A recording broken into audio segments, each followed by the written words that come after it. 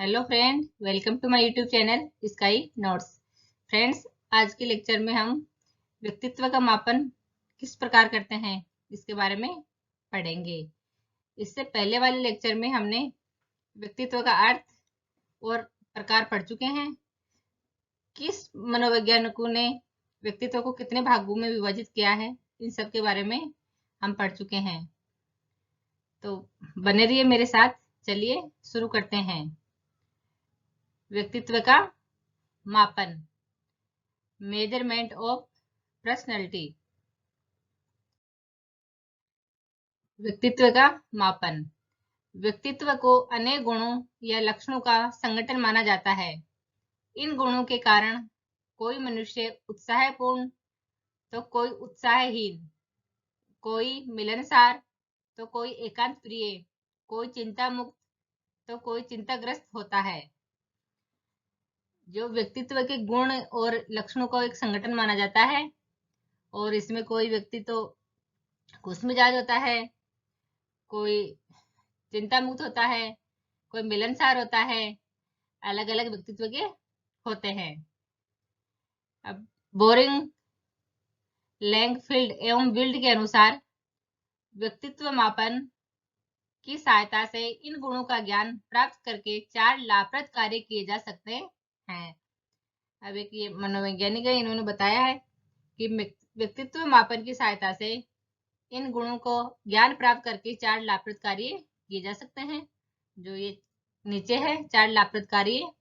पहला है, व्यक्ति के विकास से संबंधित समस्याओं का समाधान किया जा सकता है। इसके द्वारा व्यक्ति के विकास से संबंधित जो समस्याएं हैं उनका समाधान किया जा सकता है। सेकंड है, व्यक्ति को अपनी कठिनाइयों का निवारण करने के उपाय बताए जा सकते हैं। इसमें व्यक्ति के सामने कोई भी कठिनाई आ जाती है तो उनको निवारण करने के उपाय बताए जाते हैं।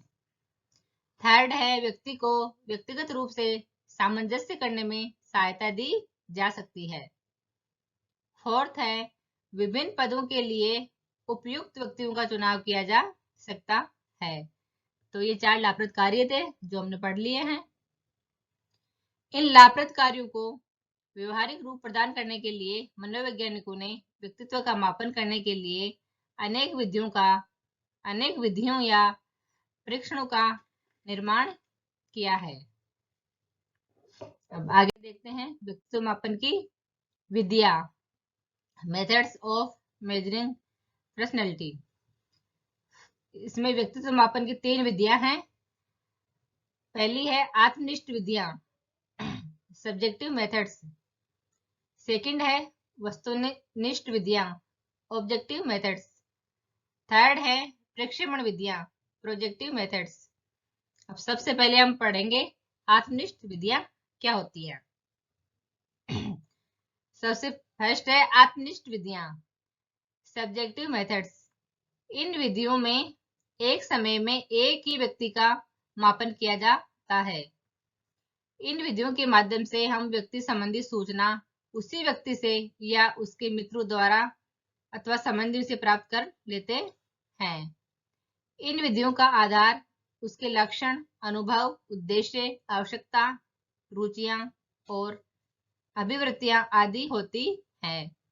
जो आत्मनिष्ठ विधि होती है, इसमें एक समय में एक ही व्यक्ति के व्यक्तित्व का मापन किया जाता है, और इसमें हम जो सूचना लेते हैं वो या तो उसी व्यक्ति से ले सकते हैं या उसके मित्र, रिलेटिव किसी से भी प्राप्त कर सकते हैं। ये है आत्मनिष्ठ विधि। अब जो आत्मनिष्ठ विधि है वो 4 प्रकार की होती है। इसमें फर्स्ट है अवलोकन विधि, सेकंड है साक्षात्कार विधि, थर्ड है जीवन इतिहास विधि, और फोर्थ है अंतर्दर्शन विधि। तो सबसे पहले हम अवलोकन विधि के बारे में पढ़ेंगे। इसमें इंद्रियों के द्वारा व्यक्ति के व्यक्तित्व का अवलोकन करते हैं। यह व्यवहार को मापने की सबसे प्राचीन विधि है। जो ये अवलोकन विधि है, इसमें जो हमारी 5 इंद्रियों के माध्यम से हम किसी के बारे में जानने की कोशिश करते हैं, और हमारी 5 इंद्रियां हैं, आंख, कान, नाक, जीभ और त्वचा। तो उससे अवलोकन विधि कहते हैं। किसी के बारे में जानने की कोशिश करते हैं तो उसे अवलोकन विधि कहते हैं। जैसे एक विद्यार्थी खड़ा है तो आंख के द्वारा हम उसको देख रहे हैं और वो क्या बोल रहा है उसको हम कान से सुन रहे हैं। तो ये हमने अवलोकन किया ना, भाई क्या बोल रहा है वो, तो कान से सुन रहे हैं इंद्रियों के द्वारा। तो ये अवलोकन विधि है ये। अब ये व्यवहार मापने की विधि है। जो भी हम क्रिया करते हैं उन्हीं को तो व्यवहार कहते हैं। हम जो काम हम करते हैं तो वो तो व्यवहार है। कोई व्यक्ति किस प्रकार की क्रिया करता है उसका अवलोकन करते हैं हम, और क्या क्या क्रिया करता है उनका विश्लेषण करते हैं, और ये सब करने के बाद में हम उस व्यक्ति के व्यक्तित्व का मापन करते हैं। तो ये थी हमारी अवलोकन विधि। आई होप आपको ये समझ में आई होगी। अब सेकंड है साक्षात्कार विधि।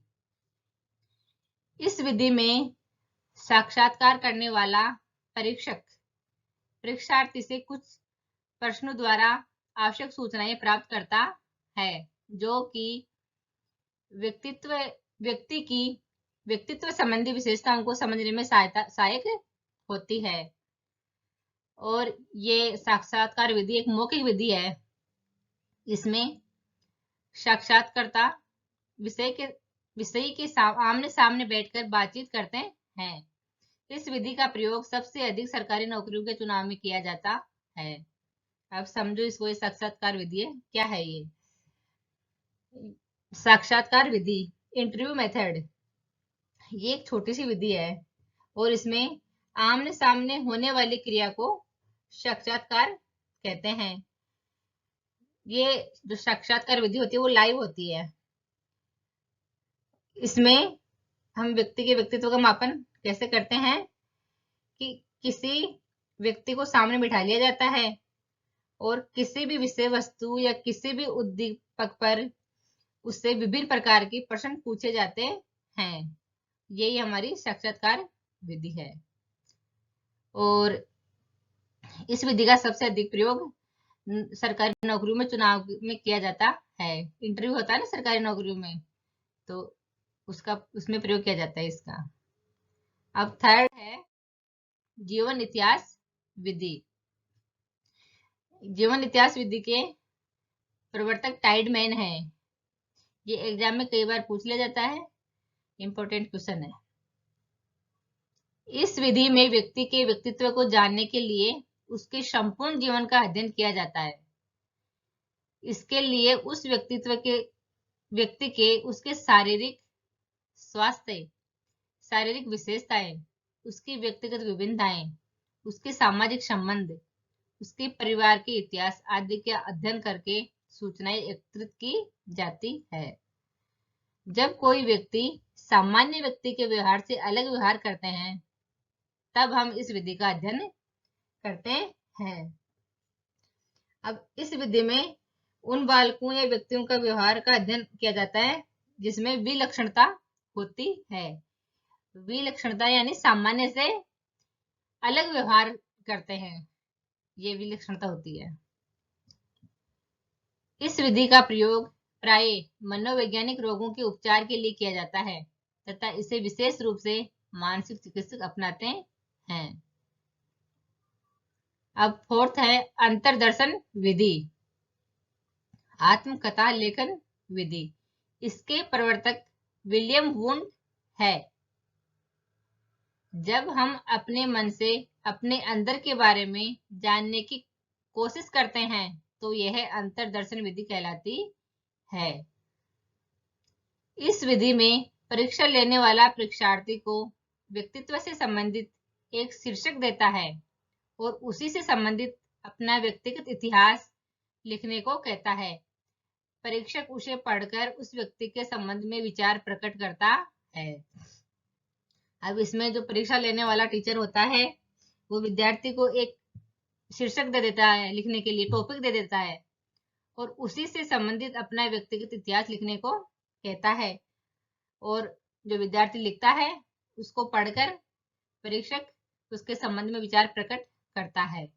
यह है अंतर्दर्शन विधि। अब आगे चलते हैं। आगे सेकंड है वस्तुनिष्ठ विधियां, ऑब्जेक्टिव मेथड्स। इस विधि में व्यक्ति के बाह्य आचरण का अध्ययन किया जाता है। इस विधि के द्वारा दो या दो से अधिक व्यक्तियों के व्यक्तित्व का मापन किया जाता है। वस्तुनिष्ठ विधि है, इसमें दो या दो से अधिक व्यक्तियों के व्यक्तित्व का मापन किया जा सकता है।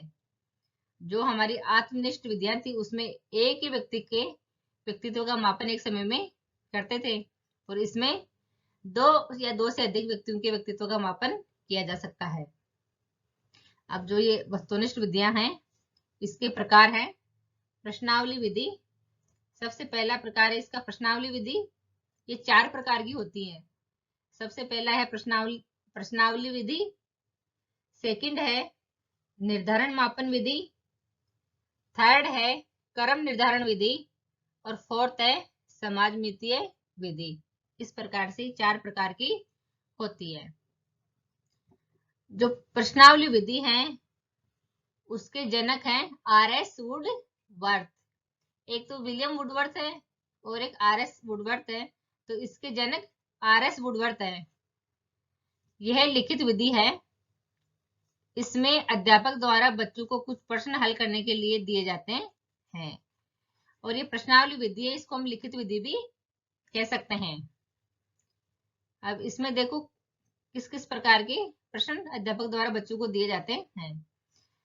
सबसे पहला है बंद प्रश्नावली।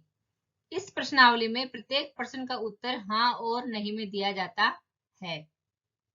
इसमें प्रश्न दे दिया जाता है और उसके सामने ब्रैकेट में हाँ और ना का ऑप्शन दे दिया जाता है, तो इसमें से जो सही होता है टिक कर दिया जाता है।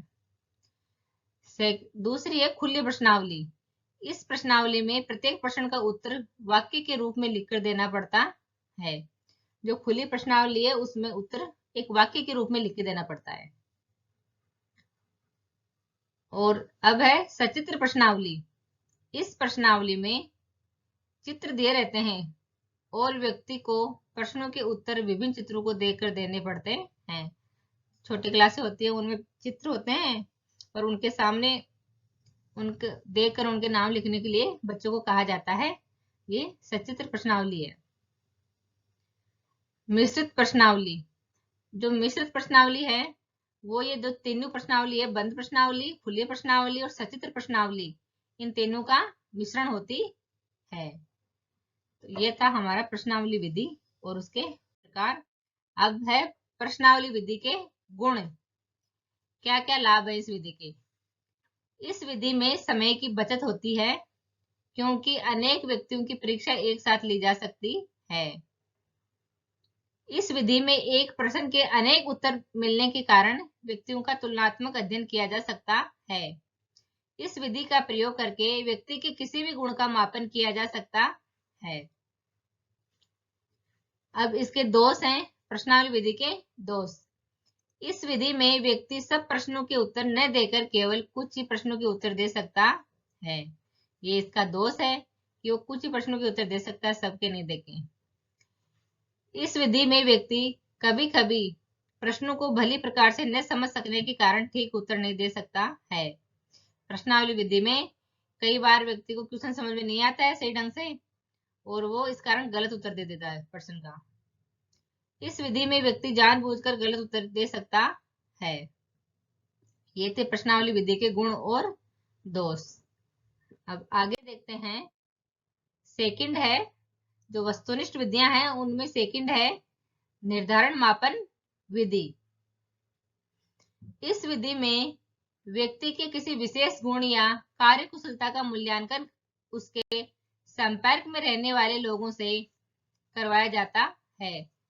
उसके गुण को 5 या अधिक कोटियों में विभाजित करके मतदाताओं से उस संबंध में अपने विचार व्यक्त करने का अनुरोध किया जाता है।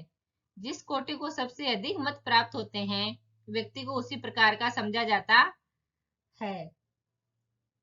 अब जो ये निर्धारण मापन विधि है इसमें एक प्रश्न दे दिया जाता है, तो और फिर उसमें कई लोगों के मत लिए जाते हैं। तो इसमें देखो ये नीचे क्वेश्चन भी दिया हुआ है, क्या वह बालक ईमानदार है? तो इसमें ये देखो इसके आंसर हैं, बिल्कुल ईमानदार, ईमानदार, औसत बेईमान और बिल्कुल बेईमान। तो जो ये ऑप्शन है, तो इसमें ये है, तो इनमें इनके अकॉर्डिंग इनको नंबर मिलेंगे। तो यह है निर्धारण मापन विधि। थर्ड है क्रम निर्धारण विधि। इस विधि के जनक लुईस थ्रस्टन है। इंपॉर्टेंट क्वेश्चन है, ये एग्जाम में कई बार पूछा गया है, रीट और सीटेट में। क्रम निर्धारण विधि के जनक कौन है? तो इस विधि के जनक है लुईस थ्रस्टन। इस विधि में व्यक्ति के गुणों और अवगुणों को क्रम से निर्धारित किया जाता है। इसमें एक सिरे पर वाक्यांश की चरम सीमा होती है और दूसरे पर विपरीत गुणों की चरम सीमा होती है। क्रम निर्धारण मापनी पर लक्षणों को चिन्हित कर देते हैं, जिससे यह पता लग जाता है कि अमुक व्यक्ति में गुण किस सीमा तक मिलता है। अब इसमें देखो व्यक्ति के जो गुण और अवगुण होते हैं, उनको एक साइड गुण कर लिख दिए जाते हैं उसके, और दूसरी साइड अवगुण लिख दिए जाते हैं, और फिर बाद में इनको क्रम से निर्धारण किया जाता है। तो ये क्रम निर्धारण विधि है। अब आगे है समाजमिति विधि। इस विधि के प्रतिपादक जे.एल. मोरेनो हैं। ये भी इंपॉर्टेंट क्वेश्चन है। जो ये वस्तुनिष्ठ विधियां है ना, ये 4 प्रकार की होती हैं, और इनके जो प्रतिपादक हैं चारों विधियों के, वो इंपॉर्टेंट क्वेश्चन है, एग्जाम में कई बार पूछ लिए जाते हैं इनमें से। दो लोगों के बीच पारस्परिक संबंधों के मापन को समाजमिति कहा जाता है। ये देखो जो दो लोग हैं उनके बीच जो आपसी संबंध है, उनके मापन को समाजमिति कहा जाता है। एक समूह की संरचना का अध्ययन करने और उस समूह के प्रत्येक व्यक्ति के पारस्परिक सामाजिक संबंधों की स्थिति को मापने की तकनीक को समाजमिति के रूप में जाना जाता है। यह समूह के सदस्यों के बीच मौजूद सामाजिक संबंधों का एक माप है। इस विधि द्वारा व्यक्ति के सामाजिक गुणों की परीक्षा की जाती है। इसमें इस प्रकार के प्रश्न पूछे जाते हैं। अब देखो जो समाजमिति विधि है, उसमें किस तरह के क्वेश्चन पूछे जाते हैं। हम कक्षा में किसके साथ बैठते हैं? हम किसके साथ भोजन कर सकते हैं? हम किसके साथ सब कुछ साझा करना पसंद करते हैं? इस प्रकार के क्वेश्चन समाजमिति विधि में पूछे जाते हैं। अब आगे चलते हैं।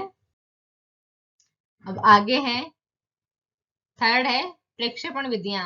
3 प्रकार की विधियां थी ना, आत्मनिष्ठ विधियां, वस्तुनिष्ठ विधियां, और थर्ड है प्रक्षेपण विधियां, प्रोजेक्टिव मेथड्स। तो देखते हैं क्या है ये।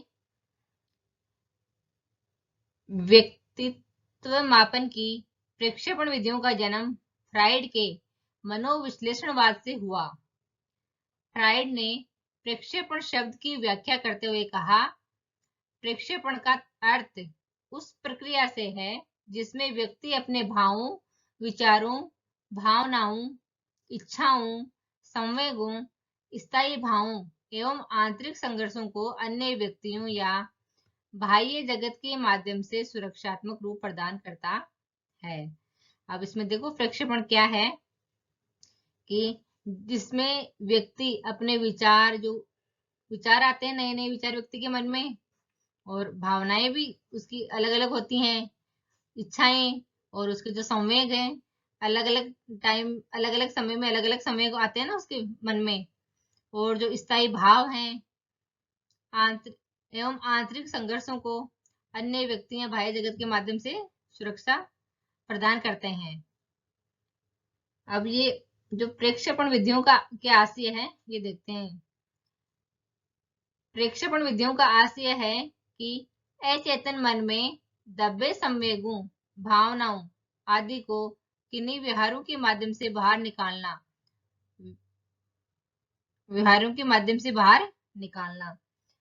तो जो इसका सीधा सीधा अर्थ देखो आप क्या होता है प्रेक्षण विधि का, कि व्यक्ति सीधे सीधे बोलकर अपने विचारों को अभिव्यक्त नहीं कर पाता इसमें, और किसी न किसी माध्यम से उन विचारों को बाहर निकलवाया जाता है। इसमें व्यक्ति सीधे सीधे सीधे सीधे बोलकर अपने विचारों को अभिव्यक्त नहीं कर पाता है, और किसी न किसी के माध्यम से उसके जो मन के विचार हैं अंदर के, वो बाहर निकलवाए जाते हैं। तो ये क्या है, प्रक्षेपण विधि है।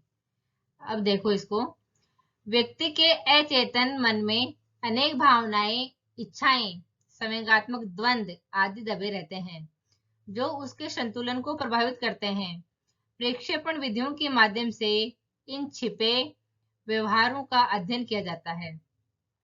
जो व्यक्ति का मन अचेतन मन होता है, उसमें कुछ भावनाएं, इच्छाएं, संवेग और ये उसमें दबे हुए होते हैं, तो उनको बाहर निकलवाया जाता है प्रक्षेपण विधि के माध्यम से। अर्थात जैसे व्यक्ति के मन में होता है, वह बाह्य वस्तु को वैसे ही देखता है। इन विधियों के अंतर्गत परीक्षण सामग्री के रूप में स्याही के धब्बों, अपूर्ण वाक्यों और अस्पष्ट तस्वीरों अथवा कुछ विशेष प्रकार के चित्रों का प्रयोग किया जाता है। इन्हीं सामग्रियों के संदर्भ में व्यक्ति अपनी आवश्यकताओं, भावनाओं, द्वंद्वों, आकांक्षाओं और संवेगों को व्यक्त करता है, जिनके आधार पर व्यक्तित्व का मापन किया जाता है। और इन विधियों, इसकी जो विधियां हैं वो देखते हैं कौन कौन सी विधियां हैं। सबसे पहली विधि है इसकी रोसार्क परीक्षण या स्याही धब्बा परीक्षण। इसको IBT भी कहते हैं, जिसका फुल फॉर्म होता है इंक ब्लॉक टेस्ट। इस विधि का आविष्कार स्विट्जरलैंड के प्रसिद्ध मनोवैज्ञानिक हरमैन रोसार्क ने किया। इंपोर्टेंट क्वेश्चन है, एग्जाम में कई बार पूछा गया है ये। स्याही धब्बा परीक्षण विधि का आविष्कार किसने किया? तो ये किया है हरमैन रोसार्क ने। इस परीक्षण में 10 प्रमाणिक स्याही लगे धब्बों के कार्ड का प्रयोग किया जाता है। इन कार्डों में 5 बिल्कुल काले हैं, 2 काले और लाल हैं, और 3 में कई रंग मिले हैं। अब इसमें कई बार ये कार्डों की संख्या भी पूछ ली जाती है एग्जाम में, कि स्याही धब्बा परीक्षण विधि में कितने कार्ड यूज में लिए गए हैं। तो ये कार्डों की संख्या 10 है इसमें। इन कार्डों के माध्यम से व्यक्ति को एक एक करके ये कार्ड दिखाए जाते हैं, और उनसे कहा जाता है कि आप बताएं कि आपको इन कार्डों में कौन कौन सी आकृतियां बनते दिख रही है। मनोवैज्ञानिकों का विचार है कि उपयुक्त विश्लेषण के आधार पर व्यक्ति की चेतन और अचेतन विशेषताओं की जांच की जा सकती है।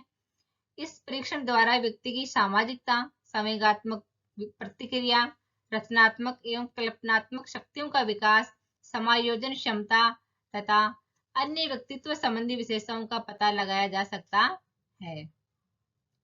इस परीक्षण के माध्यम से परीक्षार्थी के ज्ञानात्मक, क्रियात्मक एवं भावात्मक पक्षों को मापा जाता है। इसका प्रयोग मानसिक रोगों के निदान, उपचार तथा बाल निर्देशन में भी होता है।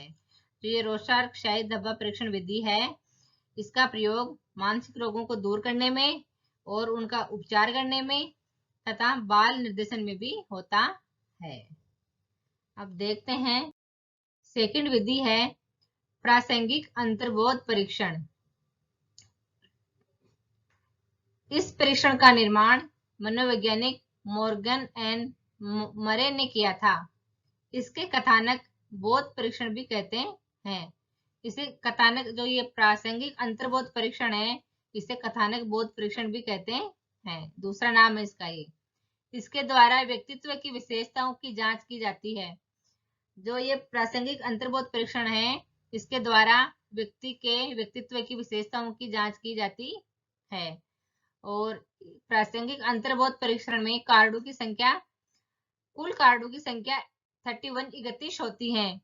इनमें से 10 कार्डों पर महिलाओं के चित्र बने होते हैं, और 10 कार्डों पे पुरुषों के चित्र बने होते हैं, और जो 10 कार्ड हैं उन पे महिला और पुरुष दोनों के चित्र होते हैं, और एक कार्ड इसमें खाली होता है, उसमें किसी के भी चित्र नहीं होते हैं। इन चित्रों को देखकर कहानी लिखने के लिए कहा जाता है। इन चित्रों को देखकर व्यक्ति को कहानी लिखने के लिए कहा जाता है, और कहानी लिखने के लिए 5 मिनट का समय दिया जाता है। और इन कहानियों में व्यक्ति अपनी स्वाभाविक इच्छाओं, संवेगों, विचारों, भावनाओं तथा समस्याओं को व्यक्त करता है। जो वो कहानी लिखता है तो उस कहानी में वो अपनी स्वाभाविक इच्छा, उसके समय क्या है, क्या विचार आ रहे हैं कहानी लिखते समय उसके मन में, उसकी कौन कौन सी भावनाएं जागृत हो रही हैं तथा समस्याओं को व्यक्त करता है वो। यह कहानी स्वयं उसके जीवन की कहानी हो सकती है, और ये जो कहानी लिख रहा है, वो जो व्यक्ति लिख रहा है उसके जीवन की भी कहानी हो सकती है ये उसकी। परीक्षक इन कहानियों का विश्लेषण करता है और उसके आधार पर व्यक्ति की विशेषताओं का पता लगाता है। यह परीक्षण 14 वर्ष से अधिक उम्र के बच्चों पर लागू होता है। प्रासंगिक अंतर्बोध परीक्षण 14 वर्ष से अधिक उम्र के बच्चों पर लागू होता है। और जो ये प्रासंगिक अंतर्बोध परीक्षण है, इसका भारतीयकरण उमा चौधरी ने किया। अब थर्ड है बाल प्रसंगात्मक परीक्षण। इसके प्रतिपादक लियोपोल्ड बेलक है।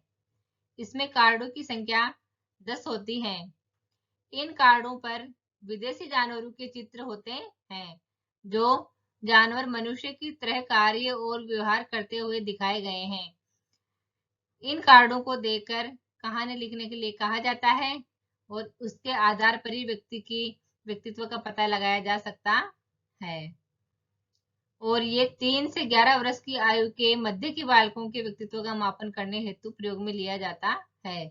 जो बाल प्रसंगात्मक परीक्षण है, वो 3 वर्ष से लेके 11 वर्ष की आयु के मध्य के बालकों पर व्यक्तित्व का परीक्षण किया जाता है। ये था हमारा बाल प्रसंगात्मक परीक्षण। अब आगे देखते हैं। आगे फोर्थ है वाक्य पूर्ति परीक्षण। इस विधि में बालक के सम्मुख अधूरा वाक्य या वाक्यांश प्रस्तुत किया जाता है, और उन्हें पूरा करने के लिए बालक को कुछ उद्दीपक शब्द देते हैं, और बालक इस वाक्यांश के आधार पर वाक्य बनाता है। जब हम छोटी क्लासों में थे, 5th, 6th, 7th, 8th में, तो हमको हमारे बुक्स में क्वेश्चन होते थे, रिक्त स्थानों की पूर्ति करो। तो ये वो ही है। तो उसमें एक सेंटेंस दिया जाता था, उसमें बीच में एक खाली जगह छोड़ दी जाती थी, और उसमें हमको शब्द या उद्दीपक लिखना, उचित शब्द या उद्दीपक चुनकर लिखना होता था। तो उससे पूरा वाक्य बन जाता था फिर। और कई बार जब हम इंग्लिश में स्टोरी वगैरह लिखते थे ना, तो उसमें भी सेंटेंस रहते थे, और बीच बीच में वो ब्लैंक रहते थे, खाली रहते थे। तो हम उनमें खालिस्तान भर के और उसको पूरा कंप्लीट करते थे स्टोरी को। तो ये है वो वाक्य पूर्ति परीक्षण। धीरे धीरे वाक्यों को सम्मिलित रूप देकर कहानी का भी निर्माण किया जा सकता है। बताया ना मैंने आपको अभी कि स्टोरी थी, उसमें ब्लैंक्स होते थे, उनको भरना होता था हमको, और वो पूरी स्टोरी फिर तैयार हो जाती थी। इन वाक्यों के आधार पर व्यक्ति के व्यक्तित्व का परीक्षण किया जाता है। इसके माध्यम से व्यक्ति की आकांक्षा, आवश्यकता, इच्छा, रुचि, समायोजन आदि का ज्ञान होता है। तो ये था हमारा व्यक्तित्व मापन की विधियां। 3 विधियां थी, आत्मनिष्ठ विधि, वस्तुनिष्ठ विधि और प्रक्षेपण विधि। और इन विधियों में फर्स्ट विधि थी, वो 4 प्रकार की थी। आत्मनिष्ठ विधियां, अवलोकन विधि, साक्षात्कार विधि, जीवन इतिहास विधि और अंतर्दर्शन विधि। जो सेकंड थी वस्तुनिष्ठ विधि, वो भी 4 प्रकार की थी। फर्स्ट थी प्रश्नावली विधि, सेकंड थी निर्धारण मापनी विधि, थर्ड थी कर्म निर्धारण विधि, और फोर्थ थी समाज मितीय विधि। और जो लास्ट थी प्रक्षेपण विधि, वो भी 4 प्रकार की थी। तो ये इस प्रकार, ये देखो, इस प्रकार से हमने व्यक्तित्व मापन की विधियों को कंप्लीट कर लिया है। आई होप आपको ये विधियां अच्छे से समझ में आई होंगी। और अब हम इम्पोर्टेंट क्वेश्चन हैं जो एग्जाम में आए हुए हैं, तो उनको देख लेते हैं। तो सबसे पहला क्वेश्चन है, व्यक्तित्व मापन की वस्तुनिष्ठ विधि कौन सी है? व्यक्तित्व को मापने की वस्तुनिष्ठ विधि कौन सी है? तो इसमें ए है शाही धब्बा परीक्षण, बी वाक्य पूर्ति परीक्षण, स समाजमिति, और द प्रासंगिक अंतर्बोध परीक्षण। तो इसका आंसर होएगा समाजमिति विधि। व्यक्तित्व को मापने की वस्तुनिष्ठ विधि समाजमिति विधि है। सेकंड क्वेश्चन है हमारा कि खेल तथा ड्रामा विधि के प्रवर्तक हैं। तो इसके प्रवर्तक J.L. मोरिनो हैं। थर्ड क्वेश्चन है, टेट व्यक्तित्व परीक्षण में कुल कार्डों की संख्या कितनी होती है? तो इसमें कार्डों की संख्या 31 होती है। फोर्थ क्वेश्चन है हमारा, TAT का पूरा नाम क्या है? इंपॉर्टेंट क्वेश्चन है, एग्जाम में कई बार पूछा गया है ये। तो इसका पूरा नाम है थेमेटिक अप्रिशिएशन टेस्ट। फिफ्थ है, CAT का पूरा नाम क्या है? तो इसका नाम है चिल्ड्रन एप्रिशिएशन टेस्ट। सिक्स्थ है, शाही धब्बा परीक्षण के प्रतिपादक हैं। ये भी कई बार एग्जाम में पूछा गया है क्वेश्चन, इंपॉर्टेंट क्वेश्चन है। तो इसके प्रतिपादक हरमैन रोशार्क हैं। सेवंथ क्वेश्चन है, बाल संप्रत्यय बोध परीक्षण के कारणों की संख्या कितनी होती है? तो बाल संप्रत्यय बोध परीक्षण में कारणों की संख्या 10 होती है, 10। तो ये थे क्वेश्चन आंसर जो हमने देख लिए हैं, और ये हमारा टॉपिक कंप्लीट हो गया आज का। तो आई होप आपको ये समझ में आया होगा। आपको अगर वीडियो पसंद आए तो वीडियो को लाइक कीजिए और मेरे चैनल को सब्सक्राइब कीजिए। और आज की क्लास यहीं खत्म करते हैं और मिलते हैं अगली क्लास में। Thank you.